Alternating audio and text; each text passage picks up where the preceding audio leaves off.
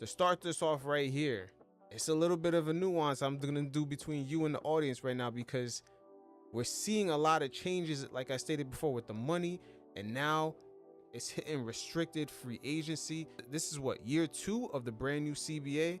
So we're seeing Jonathan Kuminga, Josh Giddy, Quentin Grimes, Cam Thomas. They're all fighting for that money. And out of the Yep. and out of the 2022 draft class, the guys that are about to hit restricted free agency, only 4 players got their contracts out of 21 guys. But first, we're gonna start off with Jonathan Kuminga, kind of break this down layer by layer. Man, this is a very, very delicate dance the Warriors got to do with Jonathan Kuminga. Well, right now, for them to even do a sign and trade with him is complicated, because with the money that they pay Kuminga right now. Let's say they paid him $20 million with his new contract. If they trade him away, they got to actually attach another person to him, like Moody or Buddy Hield, because only half the price of his contract counts as money going out.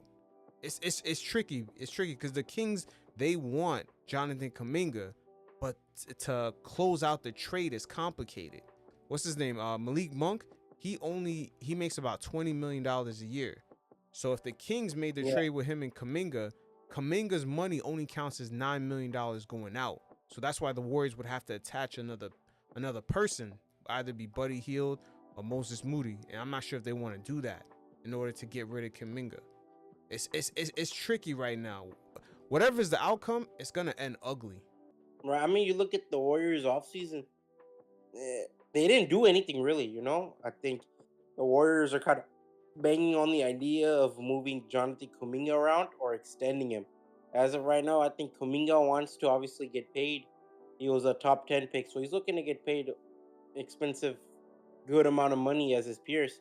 But the thing is, I think the Warriors, the mistake they made is giving him more inconsistent roles. Like, you join in, now you're in an NBA championship team. You're not getting minutes over some of the veteran guys because they're not looking to really develop players in that run. And now you're kind of like, after that, you kind of see the Warriors are kind of like, we want to rebuild with Joe Lacob and his sons. They're looking at it like, yo, we want to rebuild. But you can't rebuild while having a 36-year-old Facts. top 10 player, top 15 player in the game. So that's where the Warriors kind of got stuck. And I think right now what we're looking at is the Warriors are struggling to make that pivot into a new era. I think right now you see that with Clay gone, you would assume it'd be a lot faster, but you also got Dre on lock. You got Steph on lock. Hold on. I thought they did a good job of pivoting a little bit, because technically they set themselves up last year to get Kevin Durant back. Had Draymond not ruined that relationship and just got so emotional, KD would have been back there and it would have been a perfect fit. But I thought they made a good pivot, even grabbing Jimmy, because they needed another aggressive scorer. But the only thing with Kuminga, Yeah, they needed a second option. yeah, they did. But the only thing with Kuminga, though, he and the rut that he's in with the Warriors, I don't know why Golden State tried to rebuild and also compete at the same time. And also with him doing the sign and trade, possibly with the Kings, another conundrum that I forgot to mention is that if they do it, it's actually going to put the Golden State Warriors in the luxury tax. And that's something that they're trying to avoid. It's going to put them deeper into that hole. But yeah, that's what I was getting at. Like at the same time, how they're trying to pivot into younger guys. A lot of the players they brought in, a lot of the personnel they brought in, there were a lot older players. Obviously, Jimmy, Buddy Hield, Gary Payton, II. So the Warriors have kind of been stuck in this kind of like, where do we want to go here from now? Do we really want to develop younger players, or do we want to develop, or do we really want to run it with Steph Curry, Jimmy Butler, a lot of older players? And that's where it kind of gets stuck. A guy like Moses Moody has been able to adjust a lot easier because he's a lot younger, obviously. Yeah, will they be willing to get rid of him if they do a sign and trade for Kuminga? They would have to get rid of either Buddy Hield or Moody. I think you're better off giving away Buddy Hield. Moody's a younger guy, but I think he fits really well with his role. Okay, but also, would they want to get into the second apron at the same time? No. Like, get closer into that? No, the Warriors got no flexibility. I think like second apron, bro, you're seeing teams that are like contenders not even on the second apron. Like the Oklahoma City Thunder. Why handicap yourself? That's one thing the Warriors have to look into is not trying to handicap yourself into your financial hole. The number is not crazy. Kuminga is looking for around 30 a year, which is reasonable. It's reasonable, even though, like as you said before, they've been inconsistent with the opportunities that they've been giving him. Yeah, I also think I think like now with the NBA teams, you want a certified thing. I think Moses Moody has shown the ability to be a certified off-ball player.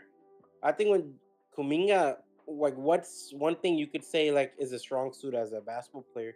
I think he's solid all across the board as a player. That's also going to come into account when it comes to this whole extension thing. Is how far are we willing to extend this player?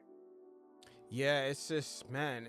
Yeah, you see how slowly they crafted out fucking even the rookies getting around. Like this is Yeah, crazy how restrictive everything is now.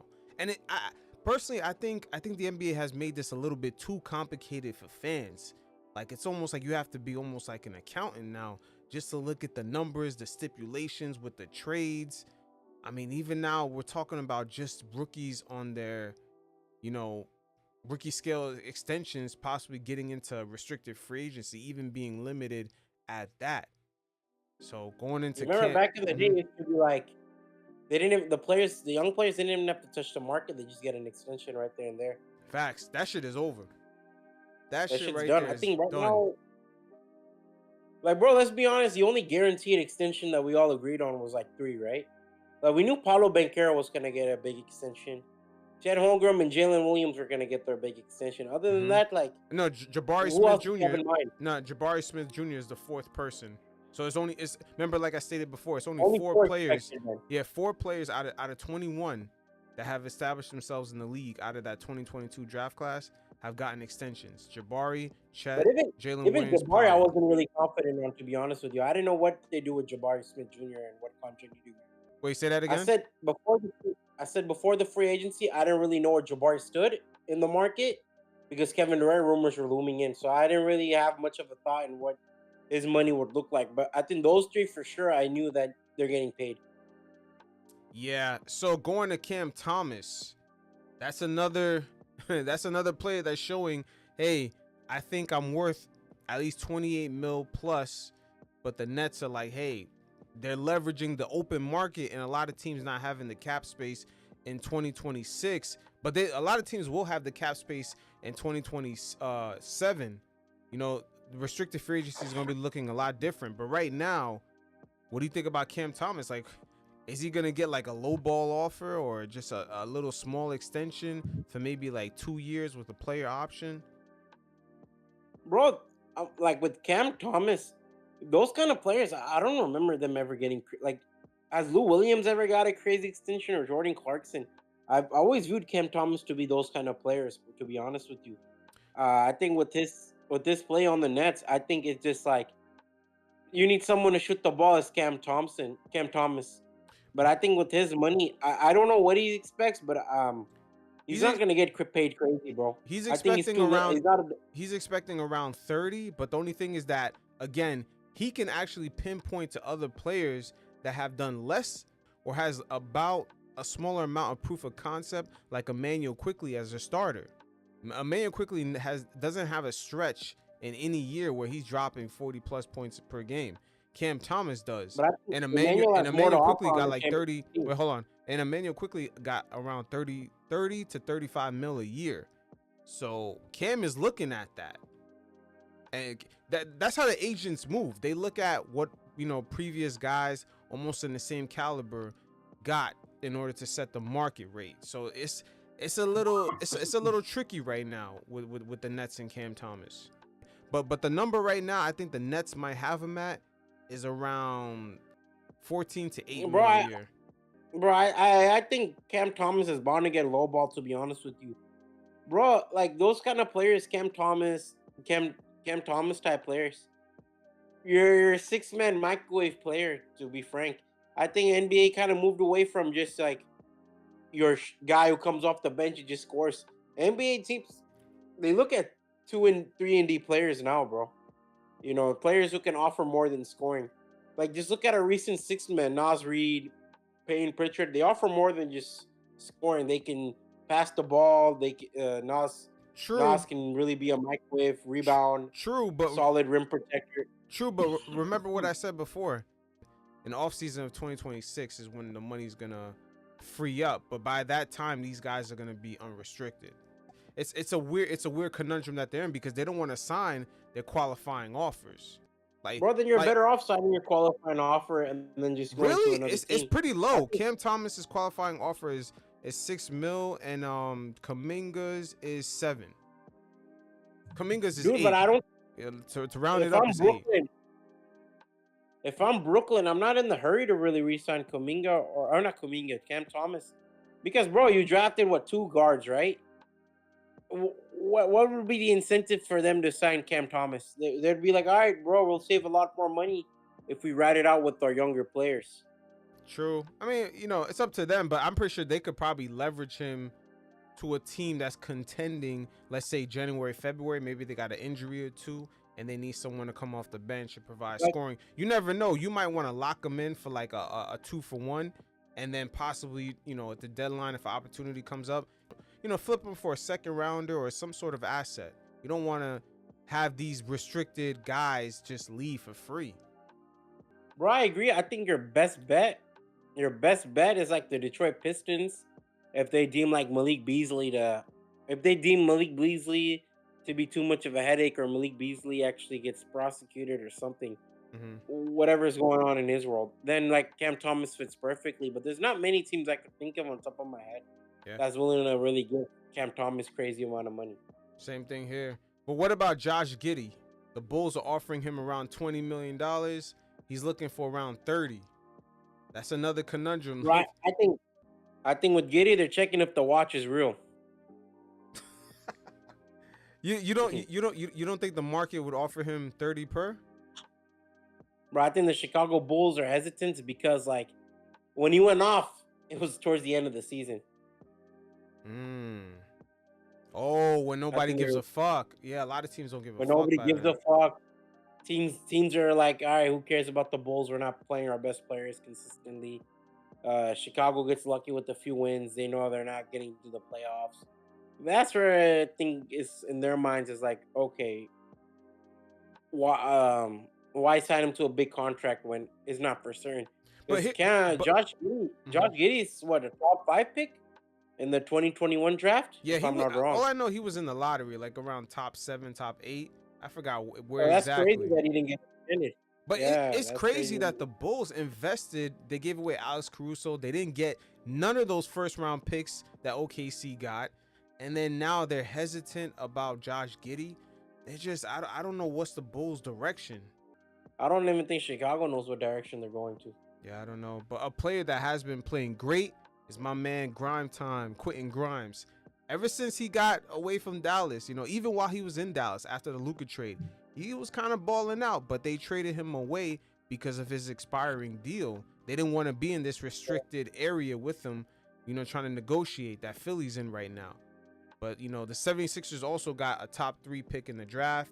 They got Paul George. McLean's coming back. Yeah, I don't know if they're trying to keep him long term, but he's another player that's kind of realizing restricted free agency is not really real.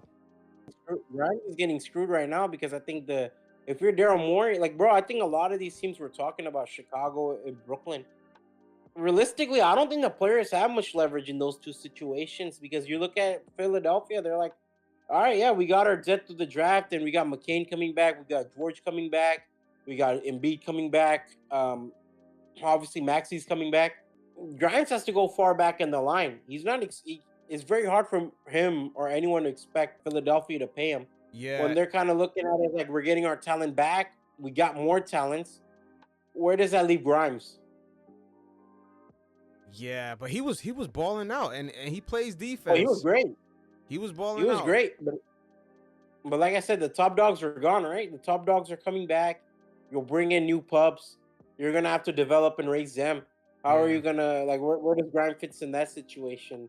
I think with the Philadelphia right now, they're probably monitoring his market. They're telling him, hey, go try out the market.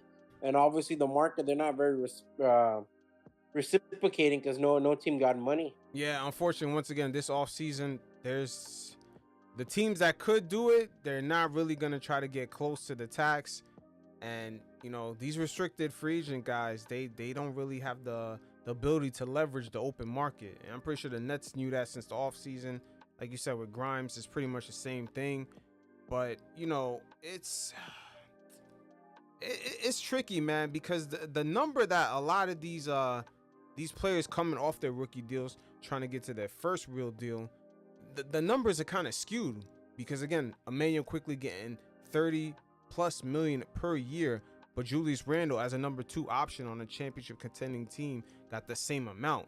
And now we're seeing a lot of other players, their contracts are starting to come up. Guys like Jalen Duren, Dyson Daniels, Keegan Murray, Christian Braun.